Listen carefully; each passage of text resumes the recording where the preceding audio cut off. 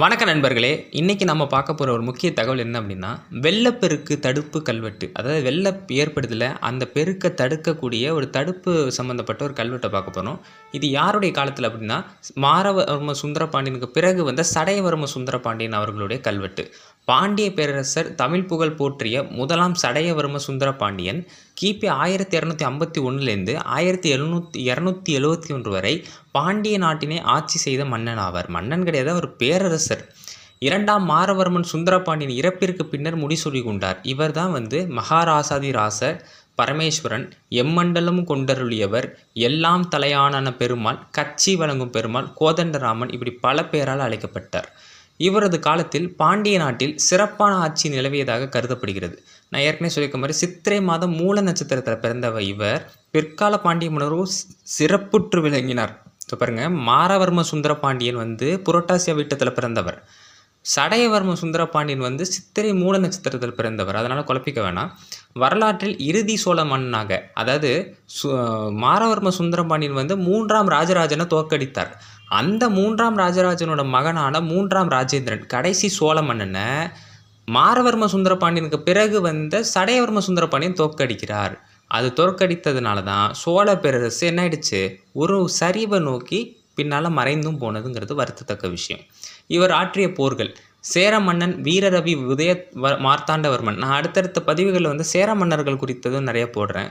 உதய மார்த்தாண்டவர்மன் மீது படையெடுத்து வெற்றி கொண்டார் முதலாம் சடையவர்ம சுந்தரபாண்டியன்.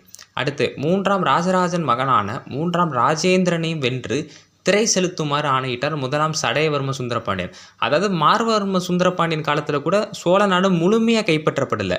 ஆனால் சடையவர்ம சுந்தரபாண்டியன் காலத்தில் முழுமையாக கைப்பற்றப்பட்டது. அப்போ சோழர்கள் மிகவும் பாண்டியர்களுக்கு கட்டுப்பட்ட ஒரு சிற்றரசர்களாக மாறிப்போனது ஒரு வேதனைக்குரிய துக்க நிகழ்வு தான். இருந்தாலும் பாண்டிய பேரரசு எழுச்சி பெறுறதுக்கு ஒரு முக்கிய காரணமாக இருந்தவர் இந்த மாமன்னர். அடுத்து இது இவருடைய சிலை. இதுதான் இவரோட உருவச்சிலை. போசலர் கண்ணனூர்னா சமயபுரம் தம் கட்டுப்பாட்டிற்குள் வைத்திருந்த சமயம் முதலாம் சடையவர்ம சுந்தரபாண்டியன் போசல மன்னனான வீர சோமேஸ்வரன் என்பவனை தோற்க செய்து தண்டநாயகன் சிங்கனனை கொன்று கண்ணனூரனை மீட்டார். அதாவது அந்த வீர சோமேஸ்வரன்கிற மன்னனுடைய தண்டநாயகன், மாதண்ட நாயகன்லாம் பேர் சொல்லுவாங்க. ஒரு தளபதி லெவலுக்கு உள்ளவர். அவர் பேர் சிங்கனன். அந்த சிங்கனனை கொன்று கண்ணனூரை மீட்டார். அதன் பிறகு கண்ணனூரில் நடைபெற்ற கொப்பத்து போரில் போசல மன்னன் வீரராமநாதனை, அதுக்கப்புறம் வீரராமநாதன் அப்படிங்கிறவனை தோற்கடித்து அவன் தளபதி சோமன் என்பவரை கொன்றார். போட்டு பொழந்து கட்டியிருக்காரு எல்லாரையும் போட்டு. அதாவது சோழர்களை ராஜராஜ சோழன், ராஜேந்திர சோழனுக்கு இணையான அரசர்கள் பிற்கால பாண்டியர்களில் இவங்க 2-3 பேரை சொல்லலாம். குலசேகர பாண்டியன், மாரவர்ம சுந்தரபாண்டியன், அப்புறம் சடையவர்ம சுந்தரபாண்டியன்லாம் சொல்லலாம். இலங்கையின் திரிகோணமலையில் ஆட்சி செய்த தம்பர்லிங்கா, இந்த தம்பர்லிங்காங்கிற இடத்த ராஜேந்திர சோழன் படையெடுத்து வெற்றி பெற்றிருக்கார். அந்த தம்பர்லிங்கா, அதாவது தாய்லாந்து அரசன் சந்திரபானுவின் மீது படையெடுத்து வெற்றி பெற்று யானைகள் மற்றும் மணிகள் அனைத்தினையும் திரையாக பெற்றார். இலங்கையிலையும் போய் கெத்து கட்டியிருக்காரு. அடுத்து பல்லவர்களின் வழித்தோன்றல்களான காடவர் குல மன்னனான கோப்பெருஞ்சிங்கனை போரில் வென்று அவரது தலைநகரான சேந்தமங்கலத்தை முற்றுகையிட்டு கைப்பற்றினார். அதாவது மாரவர்ம சுந்தரபாண்டியனும் பல்லவ மன்னனான கோப்பெருஞ்சிங்கனை தோற்கடிச்சிருக்காரு, சடையவர்ம சுந்தரபாண்டியனும் தோற்கடிச்சிருக்கார். அடுத்து காடவ மன்னனின் யானை, குதிரை மற்றும் பிற செல்வங்கள் அனைத்தினையும் கவர்ந்து கொண்டு சேந்தமங்கலத்தினை ஆளும் பொறுப்பினை கோப்பெருஞ்சிங்கனிடமே அளித்தார். பாண்டியர்கள்ட்ட ஒரு நல்ல பழக்கம் என்ன அப்படின்னா அவங்க நாடை கைப்பற்றுவாங்க, கைப்பற்றி அழிச்சிருவாங்க, அந்த செல்வங்களை தான் எடுத்துருவாங்க. ஆனால் மன்னனை நீ ஆட்சி செஞ்சுக்க, இதே தான் 3ஆம் ராஜராஜனுக்கு விட்டு கொடுத்தார். அதே போல் இந்த மன்னனும் என்ன பண்ணுறாருன்னா காடவ மன்னனுக்கே நாட்டை திருப்பி கொடுத்து எனக்கு கப்பம் ஒழுங்காக செலுத்து அப்படின்னு சொல்லிடுறாரு. சேலம் மாவட்டத்தின் கிழக்கும் தென்னார்காட்டின் மேற்கு பகுதிகளுமான அது அப்போ பேர் மகத நாடு, அதை ஆட்சி செய்தவங்க பேர் வாணர்கள். அந்த வாணர்கள் ஒருவரான வானாதிராசர், கோவரையர் போன்றவர்களிடம் இருந்து கைப்பற்றி ஆத்தூர் அருகில் உள்ள அகலீரூர், அதாவது அரகலூர்னு சொல்லுவாங்க, அதை தலைநகராக்கி பின் கொங்கு நாட்டினையும் கைப்பற்றி ஆட்சி புரிந்தார் இந்த மாமன்னர். ஒரு கட்டத்தில் செல்வாக்கு மிக்க ஒரு பாண்டிய பேரரசை நிறுவன ஒரு பெருமை இந்த சடையவர்ம சுந்தரபாண்டியனுக்கு உண்டு. தெலுங்கு சோழ மன்னனான விஜயகண்ட கோபாலனை போரில் கொன்று காஞ்சி மாநகரை கைப்பற்றி விஜயகண்ட கோபாலின் தம்பிக்கு ஆட்சி பொறுப்பினை அளித்தார்.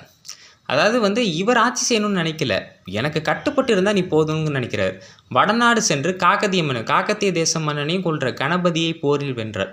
நெல்லூரை கைப்பற்றி வீராபிடேகம் செய்து கொண்டார். அதாவது ஆந்திர மாநிலத்திலேருந்து கீழே வரைக்கும் கன்னியாகுமரி கேரள பகுதியிலும் ஜெயிச்சு இலங்கை வரைக்கும் அவரோட கொடி பறந்ததுங்கிறது ஒரு பெருமை மிக்க விஷயம். பாண்டிய பேரரசில் முக்கியமான மன்னர் இவர்.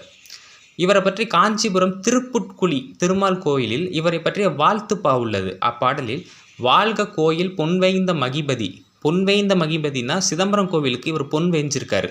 வாழ்க செந்தமிழ் மாலை தெரிந்தவன், வாழ்க மண்டலம் யாவையும் கொண்டவன், எல்லா மண்டலத்தையும் ஜெயித்தவர்னு அர்த்தம். வாழ்க சுந்தர பாண்டியன் தென்னவனே அப்படி சொல்கிறாங்க. தென்னவன்னா பாண்டியன், வாழ்க சுந்தர பாண்டியன் தென்னவனே அப்படி சொல்லியிருக்காங்க.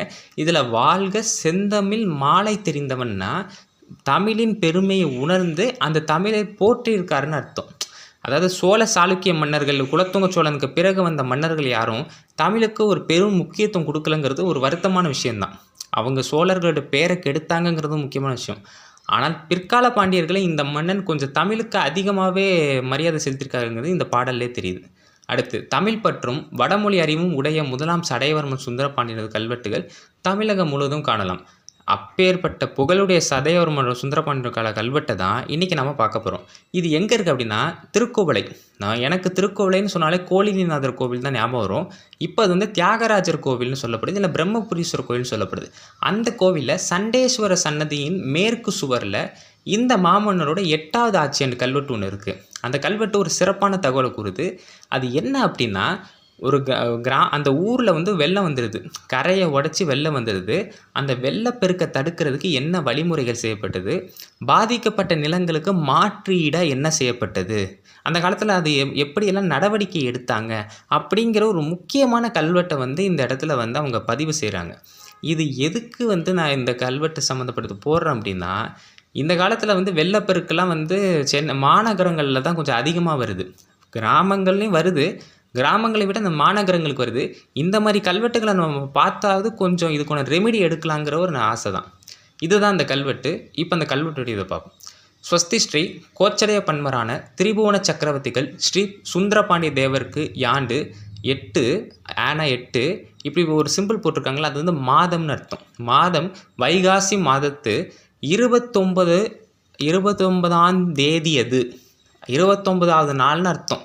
தேதின்னு சொல்ல, தியதி நாள் உடையார் திருக்கோளிலி உடையார் கோயில் ஆதி சண்டேஸ்வர தேவ கன்மிகளுக்கு. இந்த கோவிலோட பழைய பேர் வந்து பார்த்திங்கன்னா கோளிலிநாதர் தான். இப்பயும் சொல்கிறாங்க, ஆனால் ரொம்ப பயன்பாடு இல்லை. அதாவது கோள்கள் வழிபட்ட நாதர்னு அர்த்தம்.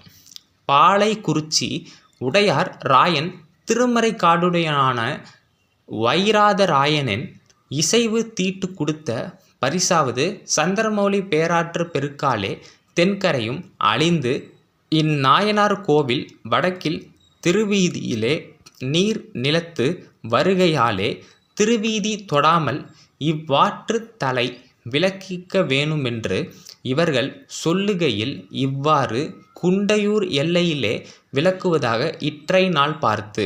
அதாவது நீங்கள் திருக்குவளை போகிறீங்களே, அந்த திருக்குவளைக்கு வடக்கு பக்கத்தில் இந்த குண்டையூர்னு ஒரு ஊர் இருக்குது. அது வந்து எல்லை பகுதி. அதாவது அதோட திருக்குவளை முடிஞ்சிடும். 8 கோடி போகிற வழியில் இருக்குதுன்னு நினைக்கிறேன் அந்த குண்டையூருங்கிறது. எனக்கு அது எங்கன்னு சரியாக தெரில. ஆனால் திருக்குவளையில் ஒரு பகுதி தான் இந்த குண்டையூர். அந்த குண்டையூர் அப்போ வந்து வடக்கு எல்லை பகுதியாக இருந்திருக்குங்கிறது இந்த கல்வெட்டு மூலமாக தெரிஞ்சுக்குது. இதெல்லாம் நமக்கு ஒரு ஆதாரங்கள், அந்த காலத்தில் எப்படி இருந்துங்கிற ஒரு ஆதாரங்கள். இப்போ நம்ம விளக்கத்தை பார்ப்போம். மங்களம் உண்டாகட்டும்.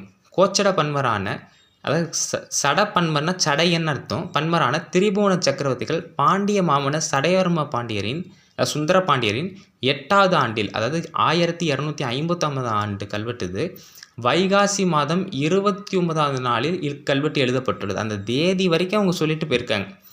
ஏன்னா அந்த காலத்தில் வந்து இது ஒரு, இப்போ நம்ம லெட்டர் எழுதும் பொழுதே வந்து பார்த்திங்கன்னா 5/9/2022ன்னு போடுவோம்ல, அந்த மாதிரி கல்வெட்டில் எழுதும் பொழுதுமே பார்த்திங்கன்னா இந்த மாதிரி குறிப்புகள் இருந்தால் தான் எப்போ எழுதுனாங்கங்கிற ஒரு டேட்டா கிடைக்கும்.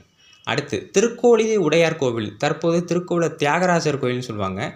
அதில் பணியாற்றிய ஆதி சண்டேஸ்வர தேவகன்மிக, சண்டேஸ்வரன்னா யார், நம்ம சண்டிகேஸ்வரர், அது தேவகன்மிகள் அதாவது கோவில் பணி செய்யும் பணியாளர்களுக்கு அளிக்கப்பட்ட நிலதானத்தை பற்றி கல்வெட்டு கூறுகிறது.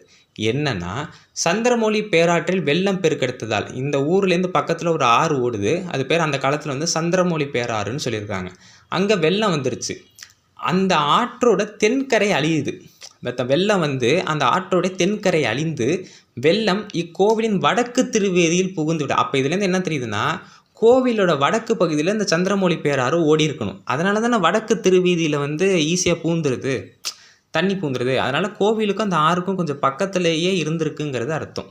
அடுத்து, உடனே வெள்ளம் பெருக்கினை வடிய செய்ய, அந்த வெள்ளப்பெருக்க வடிய செய்கிறதுக்கு யார் உதவி பண்ணுறாங்கன்னா, பாலை குறிச்சி உடையார் ராயன் திருமறைக்காடுடையான் அப்படிங்கிற ஒருத்தர் என்பவரால் திருக்குவளைக்கு அருகில் வடக்கில் உள்ள, இப்போ நான் சொன்னேன் குண்டையூர்னு ஒரு ஊர், அந்த எல்லையில் ஒரு வடிகால் ஏற்படுத்துகிறார்.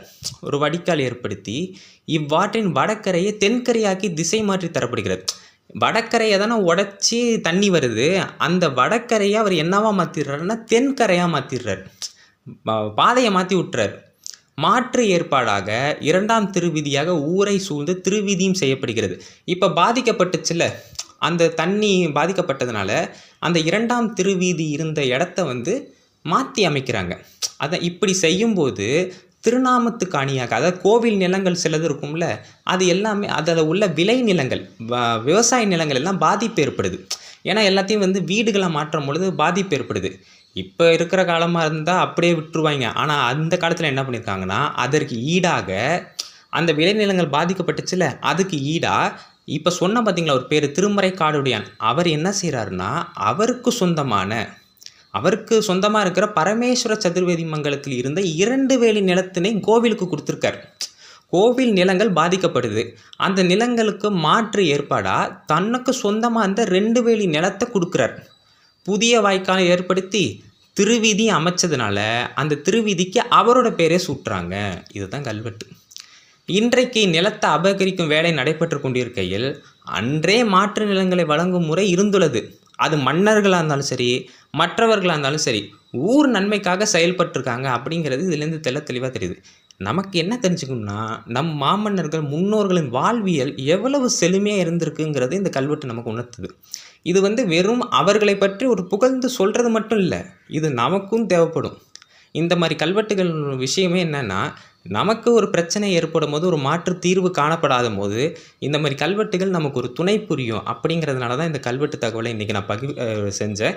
பாண்டிய பேரரசர் சடையவர்ம சுந்தர பாண்டியரின் புகழ் ஓங்குக. அவரும் சைவர், தமிழை போற்றிய மாமன்னர். நாமும் தமிழை போற்றுவோம். நன்றி, வணக்கம். இந்த தகவல் எல்லாருக்கும் பகிருங்க. நன்றி.